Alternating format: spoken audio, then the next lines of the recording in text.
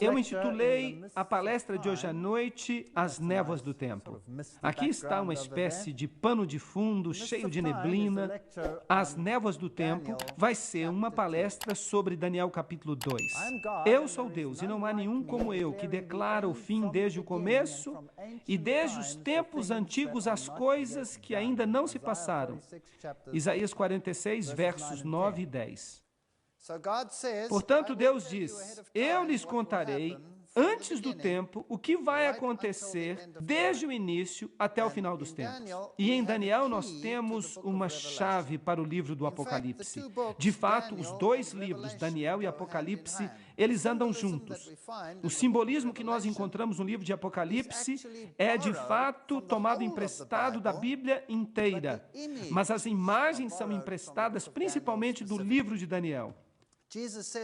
Jesus diz em Mateus 24, quando foi questionado sobre os sinais do fim, que nós deveríamos estudar o livro de Daniel em especial. Afirma isso em Mateus 24, e naturalmente no livro de Apocalipse também diz, bem-aventurado aquele que lê e ouve as palavras do livro desta profecia. Portanto, os livros do tempo do fim, aqueles que têm um esboço de toda a história e revelam os acontecimentos à medida que se cumprem, serão encontrados nestes grandes livros da Bíblia. Assim que Deus declara, eu sou Deus e não há outro, semelhante a mim que anuncie o fim desde o princípio e desde a antiguidade as coisas que ainda não sucederam. Ou isto é assim ou não é. Agora, há muitas figuras e símbolos usados na Bíblia e podemos nos confundir se não aplicarmos os princípios corretos para o que estamos escutando. Nós temos que aplicar os critérios bíblicos para compreender o que a profecia bíblica nos diz. Não podemos interpretar um símbolo segundo desejamos. Por exemplo, a Bíblia fala acerca de uma besta. Em Apocalipse, fala acerca de uma besta. Fala da marca de uma besta e diz que ela será colocada na mão e na testa. E isso representa a marca da besta. Por exemplo, ora, o que é a besta? Você pode pensar o que você quiser com esta palavra besta. Podem dizer, como muitos dizem pelo mundo afora, a besta é um computador. Falam que há um computador em Bruxelas. Agora, será que a Bíblia diz que a besta é um computador? Sim ou não? Bem, para interpretar, temos que nos limitar aos critérios bíblicos. A Bíblia usa símbolos de animais, usa, por exemplo, leões e ursos e coisas assim. Agora, existem times que são conhecidos como leões. Por exemplo, um time de futebol das Ilhas Britânicas é conhecido como os Leões. Então, será que eu vou poder dizer que a equipe britânica dos Leões vai desempenhar um papel na profecia bíblica só porque são chamados de leões ou ursos? De fato, isso é um time esportivo. Será isso um critério? Claro que não. Temos que usar critérios bíblicos para poder tratar dos símbolos bíblicos. Por isso eu fiz um pequeno dicionário de termos proféticos, em que são definidos na Bíblia, e temos que usar a Bíblia e as definições que ela tem. Por exemplo, linho branco é justiça. Apocalipse 19, verso 8. Porque o linho branco que vistes é a justiça dos santos. Uma trombeta ou um vento são símbolos de guerra na Bíblia. Agora, será que isso tem um sentido profético? A prostituição. Eu pergunto, quantos sermões foram pregados sobre mulheres libertinas e sobre a prostituição, quando na realidade Deus usa esta palavra num sentido profético para se referir à idolatria, ser infiel a Deus. E há um número de textos listados aqui que mostram que a idolatria é prostituição. Deus, Ele mesmo deu uma lição enigmática a Israel. Houve um profeta que se casou com uma prostituta para dar uma ilustração da infidelidade do povo de Deus para com Deus, para demonstrar a infidelidade do povo de Israel para com Deus. Águas e mares na Bíblia representam nações, quando se está falando em sentido profético. As águas que vistes são povos e multidões e línguas. Apocalipse 17, verso 5. Uma mulher na Bíblia é uma igreja. Efésios 5, 22 a 24. 2 aos Coríntios, Jeremias, Isaías. Todos eles se referem a este simbolismo da mulher, representando a igreja. Cristo é o noivo. A igreja é sua noiva. Sião é um símbolo do povo de Deus. Isaías 51, 16. E uma besta na Bíblia, em sentido profético, é um reino. Daniel capítulo 7, verso 17 diz: E as bestas que vistes são reinos ou reis. E um rei representa um reino. Portanto, não estamos falando de uma equipe de futebol ou de um computador, mas de um reino. É isso, portanto, se alguém tem uma marca da besta, é porque tem a marca de um reino. É isso que significa. Não pode significar outra coisa. Temos que optar pelo significado da Bíblia. Um chifre na Bíblia também representa um rei ou um reino, assim que de um reino podem surgir vários chifres. Isso significa que o reino se desintegrará em muitos reinos que se levantarão desse reino.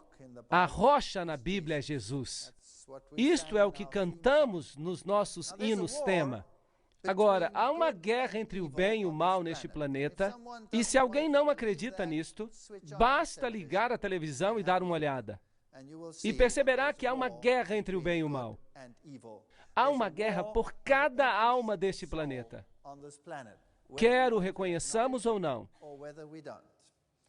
Aqui, uma pequena história-chave da Bíblia. É Daniel capítulo 2, no qual o rei Nabucodonosor teve um sonho, e nesse sonho ele sonha com certos acontecimentos que vão se desenrolar. Mas ele se esquece do sonho, e em seguida ele fica muito confuso, e um profeta finalmente lhe explica o sonho.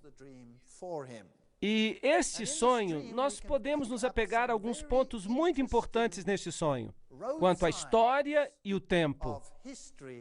Agora, Nabucodonosor é também conhecido como Nabucodonosor. Foi o grande fundador da Grande Babilônia. O fundador original da Grande Babilônia foi, naturalmente, Nimrod, e em seguida a cidade teve um período de grandeza no governo de Hammurabi, e depois Nabucodonosor a reconstruiu e a transformou na glória dos caldeus, a cidade mais gloriosa que jamais existiu na face do planeta. E Nabucodonosor ficou muito orgulhoso das suas realizações. Jerusalém foi destruída por Nabucodonosor em 586 a.C. E durante esse período, foram levados prisioneiros para a Babilônia. E dentre eles, foram naturalmente os fiéis hebreus, tais como Daniel e seus amigos. E aqui vemos um relevo dos cativos, sendo levados para a Babilônia, como escravos. Muitos deles, quando os detiveram, foram feitos eunucos, para poderem servir ao rei. Mas, para serem eunucos, pelo resto de sua vida, sem nunca ter a honra ou o prazer de ter filhos. Assim que eram tempos terríveis nesses dias. Estes jovens, de acordo com a história bíblica, foram inscritos nos institutos de ensino superior. Foram à universidade estudar a língua, estudaram a sabedoria dos caldeus. Babi-Ilu é o lugar de verão do palácio de Nabucodonosor. Aqui está, por exemplo. E a palavra Babel tem uma conotação muito interessante. Bab-El. Bab é uma porta, um portal, e El é Deus. Portanto, a palavra Babel, Bab-El, um portal para Deus. Esse é o significado. Mas a Bíblia diz que há mais alguém que se chama a si mesmo de porta, e esse alguém é Jesus. Eu sou a porta. Então, Jesus está em realidade dizendo, eu sou Bab, porta através da qual é preciso passar para entrar no reino dos céus. Jesus diz, eu sou a porta e ninguém vem ao Pai senão por mim. Então, ele é a porta de entrada para o céu. Babel representa uma outra entrada, um portal, uma porta por onde alguém tenta entrar no céu por outro caminho, uma outra porta. Babilu é então um outro portal. O rei era considerado divino nos tempos antigos. Embora os reis babilônicos e assírios não se atrevessem a tanto, eles eram geralmente sumos sacerdotes. Portanto, em Daniel 2, lemos que no segundo ano de Nabucodonosor, Nabucodonosor teve sonhos. Agora, nós temos um problema aqui. Imediato. Estudiosos da alta crítica divergem em versos como este. Pouco conhecimento é uma coisa perigosa. E então a alta crítica se queixa destes textos porque dizem, no segundo ano, no reinado de Nabucodonosor. Mas então, um pouco mais adiante, se diz no terceiro ano do cativeiro de Daniel. E Daniel havia completado os 3 anos de estudo quando isso aconteceu. E Nabucodonosor e esses cativos começaram ao mesmo tempo. Então os críticos dizem, é impossível, Nabucodonosor está no seu segundo ano e os outros estão no terceiro ano? A Bíblia está errada. Como é possível cometer pequenos erros como este? Obviamente, não perceberam que há 2 sistemas de contagem, o hebraico, que é diferente do sistema babilônico. Quando um rei de Babilônia ascendia ao trono, seu primeiro ano não era contado e ficava conhecido como o ano da ascensão. Então, o segundo ano do seu reinado, de acordo com o sistema babilônico, era, na realidade, o terceiro ano. E Deus não reconhece o sistema babilônico quando fala acerca dos cativos hebreus. Ele mantém o seu sistema e qualquer parte do ano é considerada como um ano completo. Qualquer parte de um dia era considerada como um dia completo. Isso explica muitas coisas. Por exemplo, a crucifixão, 3 dias. E 3 dias, e qualquer pessoa que queira analisar dirá, espere um segundo, se Jesus morreu na sexta-feira ao pôr do sol e permaneceu na tumba durante o sábado e regressou à vida no primeiro dia da semana, isso não chega a ser 3 dias, com a nossa maneira de calcular os dias. Mas na mentalidade hebraica, que era uma forma de cômputo inclusivo, ou seja, qualquer parte do dia podia ser considerada como um dia. E como Jesus morreu antes do pôr do sol da sexta-feira, contou-se como um dia. E ficou um dia completo na tumba, o dia 2, e qualquer porção do dia 3, assim que está no registro bíblico, 3 tardes e 3 manhãs. 3 dias e noites. Portanto, não há falhas aqui. Apenas se tem que contar com o sistema correto. E o seu espírito se perturbou e lhe passou o sono. Então o rei mandou chamar os magos, os astrólogos, os encantadores, os caldeus, para que lhe declarassem o seu sonho. E eles vieram e se apresentaram diante do rei. E o rei lhes disse, e vocês sabem que, nos tempos modernos, nós consideramos isso primitivo. Um homem teve um sonho e manda convocar os encantadores, os magos e astrólogos para lhe dizer o que tinha sonhado. Mas isto é o que faziam os reis antigos. Ele ficava rodeado por seus sábios, pessoas com informação privilegiada e com bom conhecimento. E cada uma dessas categorias tinha uma certa função. O encantador, por meio de feitiços, descobriria o sonho. O mago era um ocultista profundo que usaria a comunicação com o mundo oculto para descobrir, e os astrólogos iam olhar para as estrelas e diriam o que haveria de fazer. Trata-se de um costume antigo que ainda se pratica no século presente. Sim ou não? O presidente dos Estados Unidos faz uso desse sistema. Sim ou não? Ronald Reagan não tomava uma decisão sem consultar cada uma dessas categorias. E Nelson Mandela, na África do Sul, não dá um passo sem que o seu xamã venha e lhe jogue os ossos, e os astrólogos lhe digam o que tem de fazer. E os reis da Europa não são diferentes. Eles são ocultistas neste sentido. Você pode simplesmente estudar o que fazem os reis. O que o rei e a rainha da Inglaterra fazem, por exemplo. E como se comunicam com o mundo dos espíritos para saber o que devem fazer. Acaso não consulta o príncipe Charles, o conde Mountbatten, que já está morto, quando ele tem algo importante a fazer? Nada mudou. Não pensem que esses são costumes antigos. Estes são costumes atuais. E os paralelos nos dizem que as coisas não mudaram muito. Portanto, todas essas pessoas sábias vieram ao rei e disse o rei: tive um sonho que me perturba e quero saber o significado.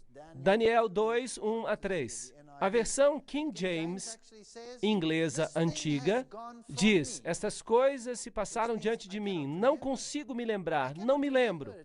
Mas eu sei que era muito importante, então, por favor, se realmente vocês são aquilo que dizem ser, devem me dizer o que significa.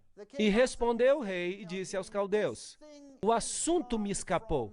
Se não me fizerem saber o sonho e a sua interpretação, serão despedaçados, e as vossas casas se tornarão em monturo. Os reis antigos tinham muito poder, e quando o rei falava, isso era tudo. Lembram-se do livro de Esther? Se o rei não lhe estendesse o cetro, então qualquer pessoa que entrasse, essa pessoa era morta de imediato. Ela seria morta e morta no local. Era retirada e executada se o rei não lhe desse autorização para falar. O verso 10 diz: os caldeus. Mas quem são os caldeus? Os caldeus eram os eruditos, os que eram altamente qualificados, estudados, os astrônomos, os brilhantes. E temos caldeus hoje em dia. Algumas ordens religiosas concentram os seus melhores intelectuais, as pessoas mais cultas do mundo, em determinadas ordens, que de fato administram muitas das nossas universidades. E as universidades mais reconhecidas do mundo, as universidades mais renomadas que temos hoje no mundo, são regidas por uma categoria de pessoas, hoje em dia, que seria exatamente equivalente aos caldeus de antigamente. Nada mudou. Portanto, esses são os eruditos. Responderam os caldeus na presença do rei e disseram: não há homem na terra que possa declarar essa palavra ao rei, porque não existe nenhum rei grande e dominador que requer algo semelhante de um mago, astrólogo ou caldeu. Percebem? As diferentes categorias, nenhuma delas é capaz de fazer isso. Porque o assunto que o rei requer é difícil, e ninguém há que possa declarar diante do rei senão os deuses, cuja morada não é com a carne. Portanto, Deus removeu este sonho da mente de Nabucodonosor para que ele não fosse capaz de recordar. E também para expor toda essa categoria de pessoas.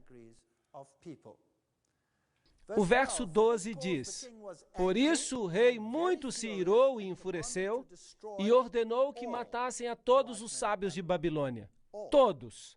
E, evidentemente, isso inclui Daniel e aqueles que tinham recebido essa educação superior e os seus amigos, porque eles haviam recebido a educação no Instituto de Babilônia, no Instituto Superior. Portanto, todos eles foram condenados à morte. Um dia, só porque não podiam responder ao sonho. Quando Daniel percebeu que todos seriam executados, ele foi até Ariel, o guarda do rei, e disse: há algum modo em que eu possa falar com o rei? E depois que lhe deram permissão, Daniel voltou para sua casa e explicou a questão a seus amigos Ananias, Misael e Azarias. Misael são nomes muito interessantes os que nós temos aqui. Nós não temos tempo para falar disso em detalhes, mas há até mesmo uma tipologia no nome dos eventos à medida que eles se desdobram. Daniel significa juízo, o juízo do meu povo. Misael, aquele que é o que Deus é. Há analogias muito interessantes aqui. Daniel 2, 17 e 18 diz: e ele os animou a suplicarem misericórdia do Deus do céu com respeito a este mistério, para que ele e seus amigos pudessem escapar da execução juntamente com o resto dos homens sábios de Babilônia. Esse é o enredo básico por trás desta história.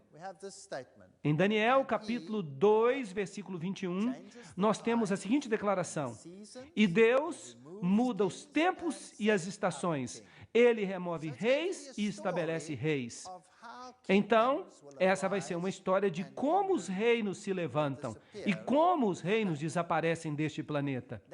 Daniel 2, versículo 4, nos diz a respeito de como o rei é então informado de que Daniel de fato tem uma resposta. Não executem os homens sábios de Babilônia. Levem-me ao rei, e eu interpretarei o seu sonho para ele. Vejam que Deus, na visão da noite, deu a Daniel não apenas uma descrição do sonho, mas ele também deu a solução para o sonho. O rei perguntou a Daniel, também chamado Beltesazar, que, é claro, é o seu nome dado a ele em lugar de Daniel, juízo. De modo que todo o livro de Daniel é sobre o juízo. É sobre o juízo final deste planeta. E o juízo dos vários reinos, à medida que estes entram em existência. Beltesazar, Bel, era o deus dos caldeus. Bel, nós vamos falar muita coisa sobre o deus Bel. E ele está muito em moda hoje em dia. Há muitas organizações que se chamam pelo nome de Bel, nos nossos dias de hoje. Também chamado Beltesazar. Você é capaz de me contar o que eu vi no meu sonho e interpretá-lo? Daniel 2, 26. Será que Daniel disse, sim, eu posso? Não, ele não disse. Beltesazar. Belit, deusa. Shar, rei. Uzu, proteger. Então, Belit. Bel é uma divindade masculina, Belit é uma divindade feminina. Mas não importa se é masculina ou feminina, um pode ficar no lugar do outro. Há um pensamento interessante, e nós vamos falar sobre ele com mais detalhes no futuro. Daniel respondeu na presença do rei e disse, o segredo que o rei exigiu não pode ser de sábios, de astrólogos, de mágicos, de adivinhadores. É fascinante para mim, cada uma dessas categorias está sendo usada pelo mundo hoje e pela liderança do mundo de hoje. Mas há um Deus no céu que revela segredos e que dá a conhecer ao rei Nabucodonosor o que acontecerá. Quando? Nos últimos dias. Daniel 2, 27 e 28. Então, Daniel capítulo 2 é um livro para o nosso tempo. É para o nosso tempo. Ele nos conta coisas sobre todas as épocas, mas o clímax da história, o Daniel, o juízo do meu povo, o juízo final vem em nossa época. Não é surpreendente que as pessoas digam, cortem o Velho Testamento fora, nós não precisamos dele hoje. Bem, Jesus disse, quando vocês virem estas coisas, quando vocês virem a abominação que causa desolação, então que o leitor de Daniel compreenda, falando sobre o futuro, Jesus, ele mesmo aponta para Daniel. E isso tem que ver com o nosso tempo. E ele não recebe o crédito, porque as pessoas não dão crédito a Deus. Vejam vocês que há dois sistemas religiosos neste planeta. Um sistema é centrado no homem e o outro é centrado em Deus. E essa é a batalha pela alma de cada pessoa sobre este planeta. E você ficará surpreso que hoje em dia se advoga uma religião centrada no homem. Você ficará surpreso. Eu vou colocar na tela, um depois do outro, para você, à medida que nós avancemos.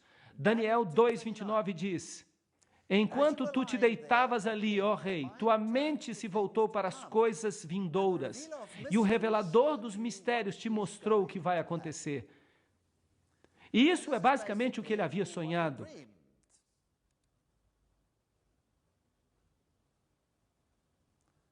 Ele viu uma estátua com uma cabeça de ouro, com os braços e o peito de prata e as pernas de bronze. E esta cabeça de ouro era magnificente. 2 braços, os quadris de bronze, as pernas de ferro, 2 pernas. E então os pés de ferro e de barro. E então ele viu uma rocha atirada na direção da terra, que atingiu a estátua e a destruiu. E ela atingiu os pés. Não foi em outro lugar, ela atingiu os pés. O que esse sonho significa? Bem, a Bíblia é muito gentil conosco, porque ela nos diz exatamente o que significa, e nós não temos que sequer ficar imaginando. Tu viste, ó rei, e ali diante de ti havia uma grande estátua, uma enorme estátua, uma estátua maravilhosa em aparência. Era isso que ele estava sonhando. E tu viste esta rocha descer. Daniel 2, versos 32 a 33. A cabeça da estátua era feita de ouro puro, o seu peito e braços de prata, a sua barriga e as coxas de bronze, as suas pernas de ferro, e os seus pés parcialmente de ferro e parcialmente de argila cozida. Então, se tratava de uma visão do futuro, e ela se relacionava aos dias finais. Enquanto tu estavas observando, uma rocha foi cortada. Prestem atenção, mas não por mãos humanas. Então, essa intervenção não é uma intervenção humana.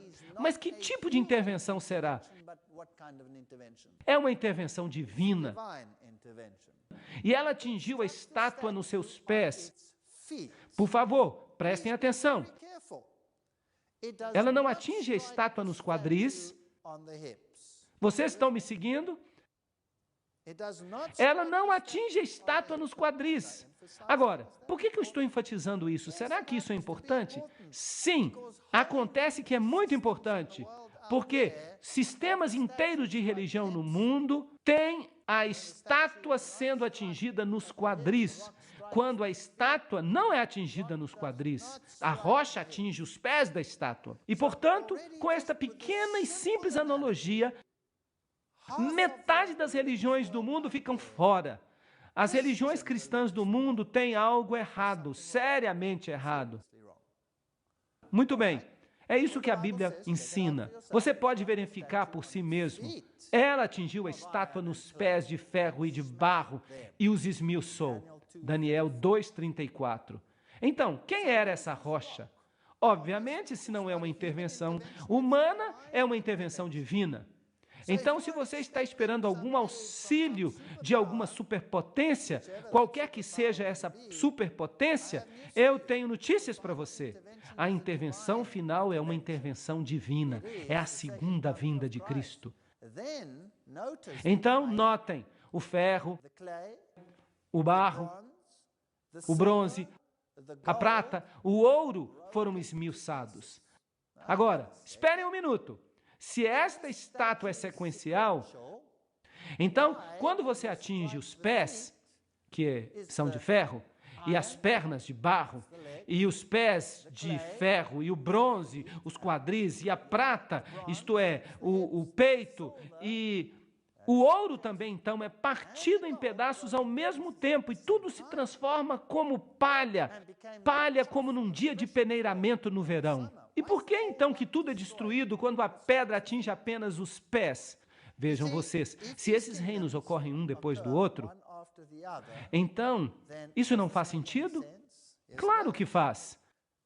Mas somente se a filosofia da cabeça tiver avançado e construído sobre a filosofia do peito e aumentado grandemente na filosofia dos quadris e incorporado à filosofia do ferro e disseminado para o mundo inteiro na filosofia do ferro e do barro.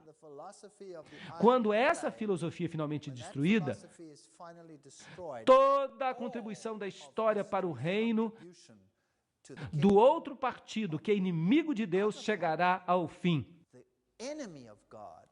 Tudo. Será que hoje nós ensinamos a filosofia de Babilônia?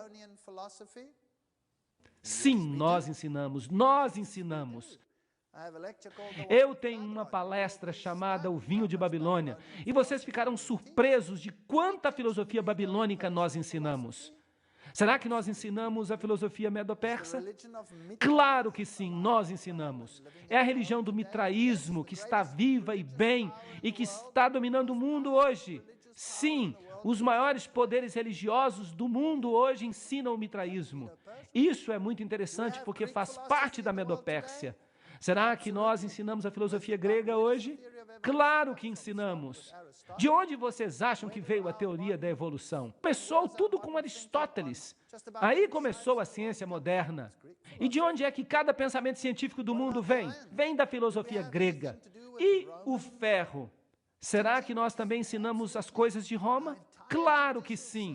O nosso sistema judicial inteiro é baseado no pensamento romano, que incorporou todos os outros. E os pés de ferro e de barro? Eles são apenas os herdeiros de um sistema que já se foi. O vento varreu sem deixar um traço. Isso é muito importante. O vento é um símbolo da guerra. Essa guerra final destruirá totalmente os reinos da terra, mas a rocha que atingiu a estátua se tornou uma grande montanha.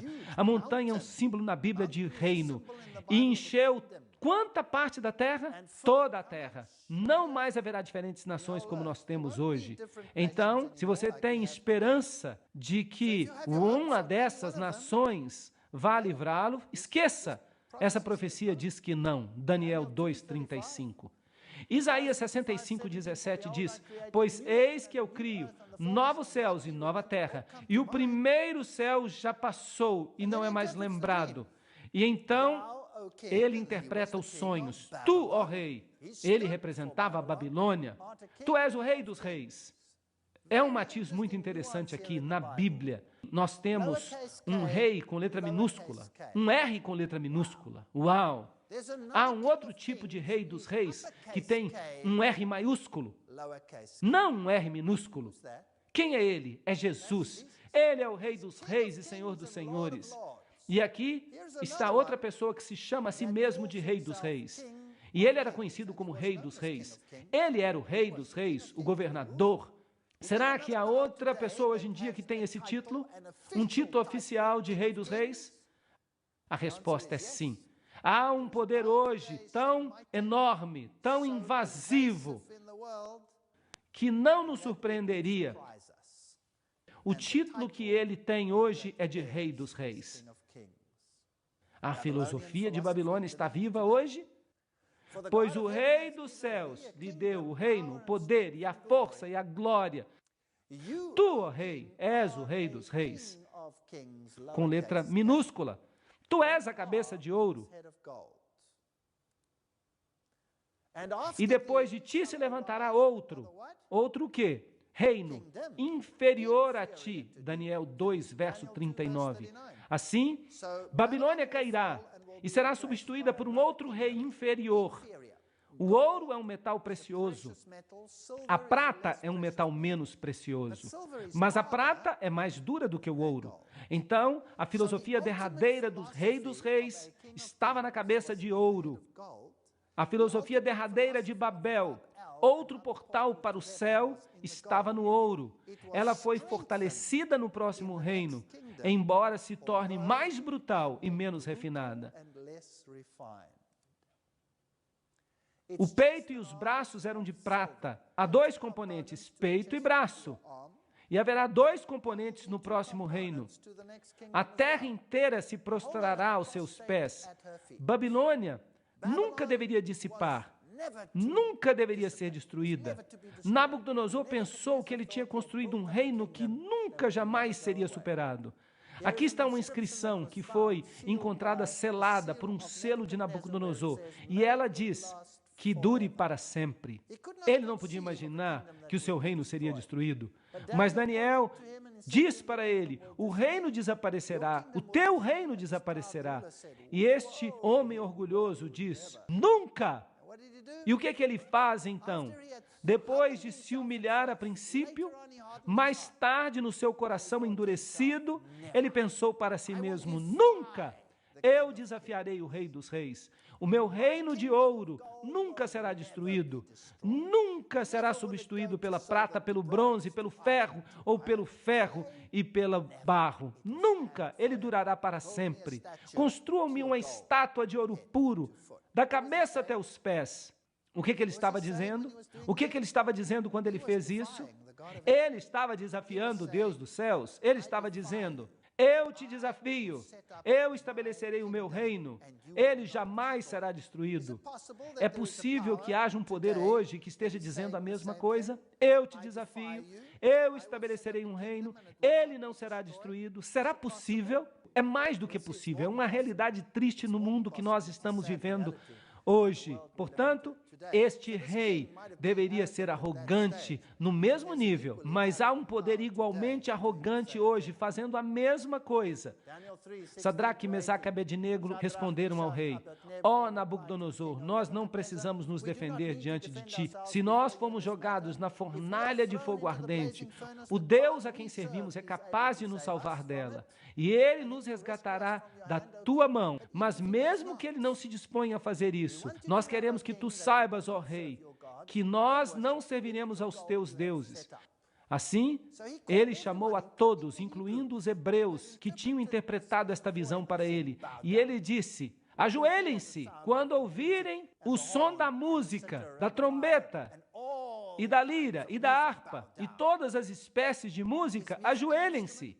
Será que a música é hoje um instrumento utilizado para dominar as nações? Sim ou não? Claro que ela é. Então esses três disseram: nós não nos ajoelharemos. E mesmo que ele não nos ajude, nós não nos ajoelharemos. Quem mais disse isso? Jó disse isso. Jó tinha esse mesmo tipo de fé. Jó disse: mesmo que tu me mates, eu ainda te servirei. Uau! Isso é profundo. Então eles foram jogados na fornalha ardente, e o que acontece então? As cordas se queimam, e os soldados que os atiraram ali são queimados até a morte. E Daniel 3:26 diz: Nabucodonosor então se aproximou da abertura da fornalha ardente e gritou: Sadraque, Mesaque, Abednego, servos do Deus Altíssimo, saí! Porque quando ele olhou ali, ele viu um quarto entre eles, que se parecia, nas palavras da Bíblia King James, com o Filho de Deus. O que as outras versões dizem? Elas falam que se parecia com um filho dos deuses. Há uma grande diferença entre essas duas traduções. Daniel 3:28 diz: E Nabucodonosor disse: Louvado seja o Deus de Sadraque, Mesaque e Abednego, que enviou o seu anjo e que resgatou os seus servos. Eles confiaram nele e desafiaram a ordem do rei e estavam dispostos a entregar as suas vidas em vez de servir ou adorar a outro Deus, exceto o seu próprio Deus. A história nos conta que Nabucodonosor se humilhou. Vocês sabiam que Nabucodonosor é o único rei pagão que teve o privilégio de escrever um capítulo na Bíblia? Ele escreveu um capítulo da Bíblia, a história de sua conversão. Vocês podem lê-la no livro de Daniel. E Nabucodonosor, eu creio, estará no céu um dia, porque ele se converteu, o seu orgulho se humilhou. Era uma cidade magnificente. Aqui está o emblema de Babilônia, o leão, o jardim suspenso. Ele construiu isso para sua esposa Amorreia, que desejava as montanhas, e eles viviam numa região plana. Ela não estava feliz, então ele disse para ela: eu vou construir uma montanha para você. Aqueles reis daquelas épocas tinham o mesmo poder. Aqui está o famoso portão de Estar. Você ainda pode vê-lo no Museu de Pérgamo. Esses lindos relevos das pedras originais, os escritos cuneiformes que foram escavados, contam a história de Nabucodonosor. Esses portais, para a perplexidade das multidões de povos, com sua beleza eu adornei. Nabonido. Agora, quem era Nabonido? Ele era o pai. E Belsazar, o filho exaltado, a oferta do meu corpo. Ele era pai de quem? Belsazar. Isso não é interessante? Você vê, a alta crítica se divertiu de novo. A Bíblia fala sobre o rei final de Babilônia como sendo Belsazar. E os críticos disseram: Ele não foi rei, Nabonido era o rei. Mas o que eles não sabiam, já que eles não tinham as escritas cuneiformes decifradas naquela época, era que Nabonido tinha se retirado para o serviço religioso. Ele era um homem muito religioso. E ele se tornou sacerdote do sacerdócio babilônico. E ele entregou o governo a seu filho. E esta é uma inscrição que nós encontramos. E para Belsazar, o filho exaltado, a oferta do meu corpo, coloca tu nele a adoração da grande deidade em seu coração, que ele nunca ceda ao pecado, que ele nunca esteja satisfeito com a abundância da vida e que possa reverenciar a grande divindade que habita no coração de Belsazar, o meu primogênito, o meu filho favorito. Em 1882, uma inscrição foi encontrada, confirmando que Nabonido tinha deixado o reino para o seu filho. Em 1916, uma inscrição foi encontrada, na qual havia um juramento conjunto de Belsazar e Nabonido. Ali, de novo, os críticos se perderam. Foi provado que a Bíblia tinha razão de novo. Em 1924, eles encontraram uma famosa inscrição: eu conferi o reino a meu filho Belsazar. Que os críticos mordam o pó da terra, que eles beijem a lona. A Bíblia vence, rodada após rodada.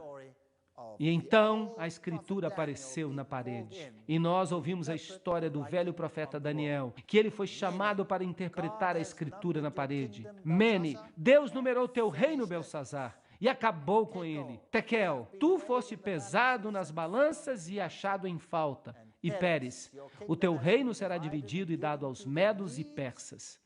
Muito interessante. 2 braços, medos e persas. E o profeta interpreta uma escrita que foi articulada pelo dedo de Deus contra a parede. Vocês sabiam que na Bíblia somente há 4 ocasiões quando Deus escreveu com o seu dedo? A primeira vez ele escreve os 10 mandamentos com o seu dedo, a Bíblia fala. Ele os escreveu em 2 tábuas de pedra. E Moisés as quebrou quando ele desceu e encontrou os israelitas na idolatria. Então ele mandou cortar novas pedras. E de novo Deus escreveu nelas com o seu dedo que ele havia escrito nas primeiras. E então aqui em Babilônia, na queda de Babilônia, Deus escreveu com o seu dedo.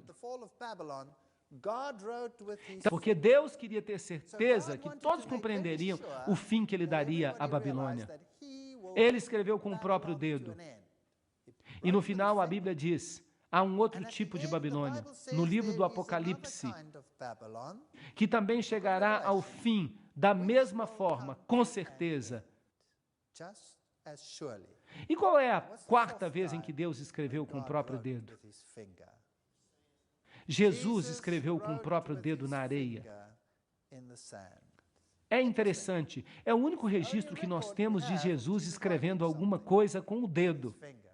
Mas Babilônia não estava disposta, e em Jeremias 51:9 nós teríamos curado Babilônia, mas ela não pôde ser curada. Apocalipse 2:21 diz, eu lhe dei tempo para se arrepender de sua imoralidade, mas ela não estava disposta. Aí está a antiga Babilônia. Aqui está a Babilônia moderna. Quem é a Babilônia moderna? A Bíblia menciona o nome de Ciro, 150 anos antes do seu nascimento.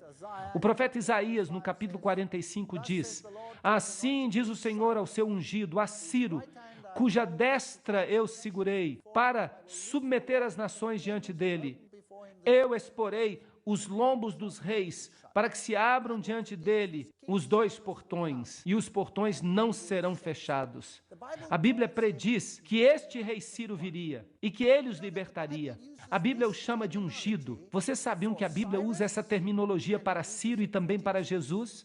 Então esse rei pagão, que traria um fim para a Babilônia, é usado como tipologia do grande rei, que virá e trará um fim para a Babilônia dos últimos dias. É uma analogia interessante, muito interessante.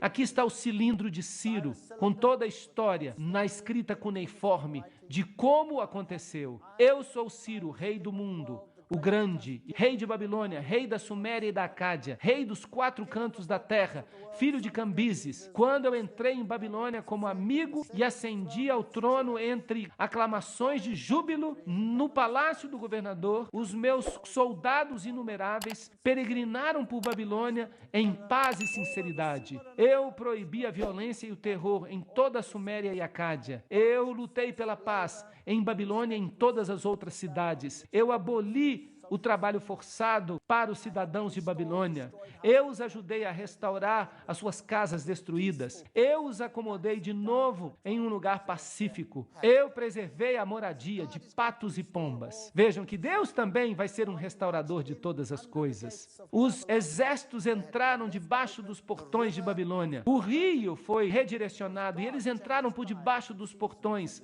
Deus muda os tempos e as estações e remove reis e estabelece reis. E é Ele que dá sabedoria aos sábios e conhecimento àqueles que não têm conhecimento. Isso levou o reino de Babilônia ao fim. E agora, o próximo reino deveria aparecer. E nós trataremos disso na próxima sessão.